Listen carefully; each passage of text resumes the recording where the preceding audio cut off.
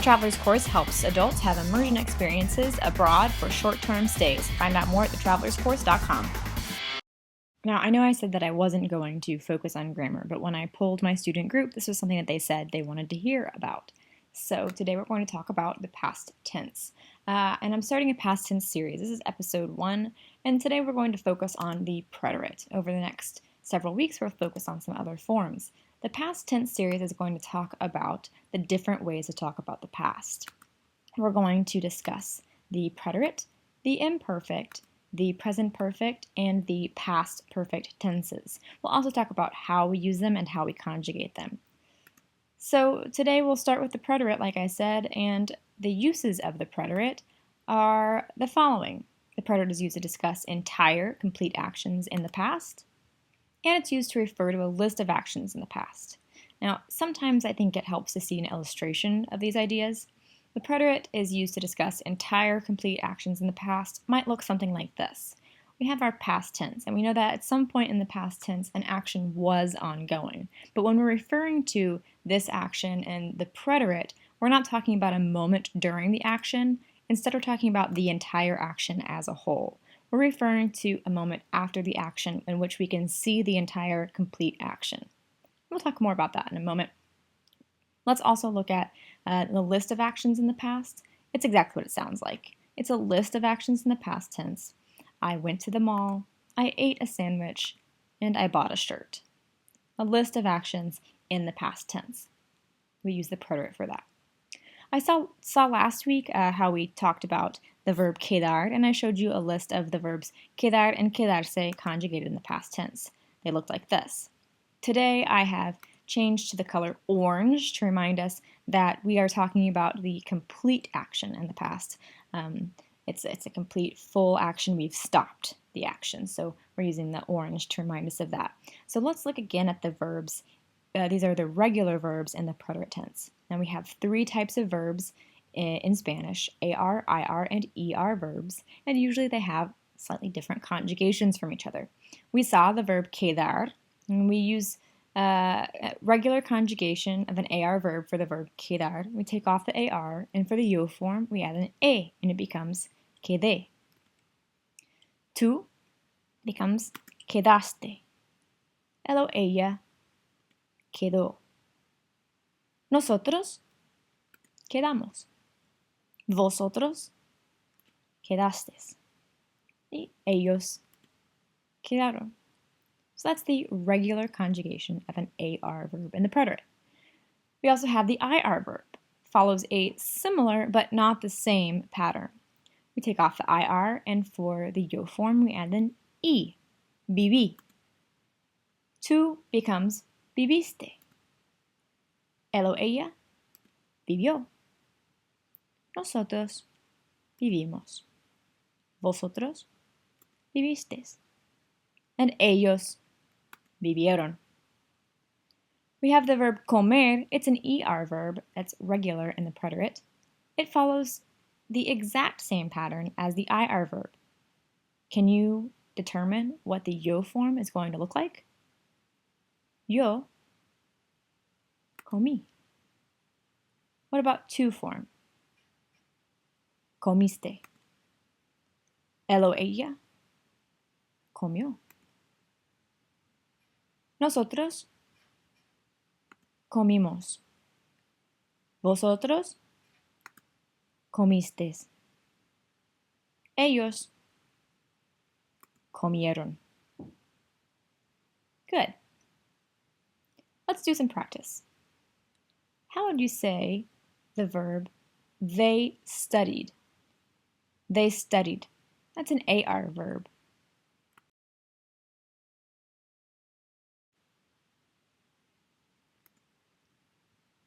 Estudiaron. They studied. Let's try another. What about the verb recibir? I received. The yo of recibir.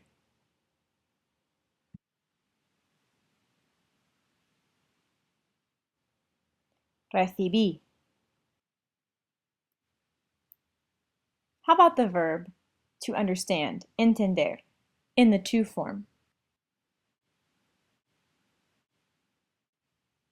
That's right, entendiste. We removed the ER and added the iste, the to form in the preterite, for both ER and IR regular verbs. Let's look at some irregular verbs.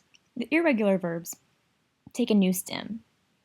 What's great about the irregulars is they still follow a pattern. The endings for irregular verbs are as follows: e, iste, o, imos, istes, ieron. Let's look at a few of these irregular verbs. Saber is an irregular verb in the preterite. Poner and poder are also irregular verbs.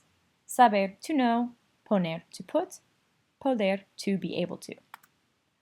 These verbs all receive new stems. Their new stems in the preterite are sup, pus, y puth. Now, if we remember that these verbs take the endings e, iste, o, imos, istes, and ieron, we can conjugate these verbs in the preterite. Let's start with the verb poder in the yo form. How do we conjugate the yo preterite of poder? That's right, pude. What about poner? How about the nosotros form?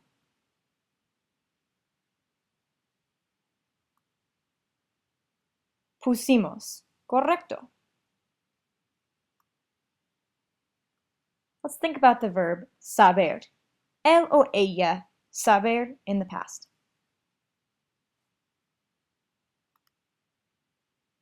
Supo. More irregular verbs. Hacer, querer, venir. Hacer, to do or to make. Querer, to want. Venir, to come. They receive the new stems if, quis, and vin. What's the preterite to form of the verb venir?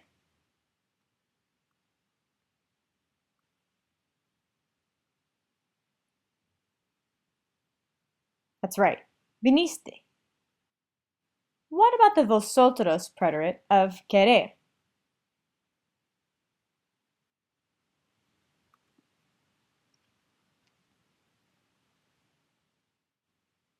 Quisistes.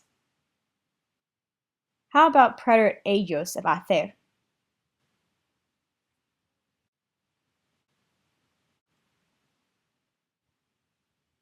Hicieron. We have some other irregular verbs that take a slightly different ending. Estar, andar, and tener all are uve verbs. That means they use their regular stem plus an uve ending. The uve endings have the same final letters as regular irregular verbs. We have the e, iste, o, imos, istes, and ieron at the ends. However, they have an uv before them. So for estar, it would be estuve, andar, anduve, etc. What about the yo of tener?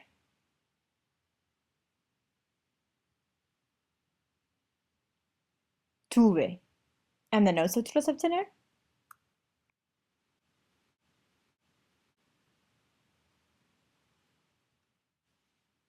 Tuvimos. How about the ellos of andar?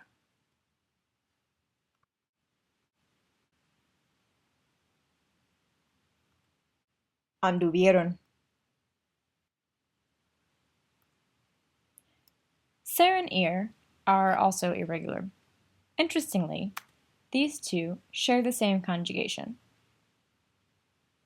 We have yo fui, tú fuiste, él o ella fue, nosotros fuimos, vosotros fuisteis, and ellos fueron.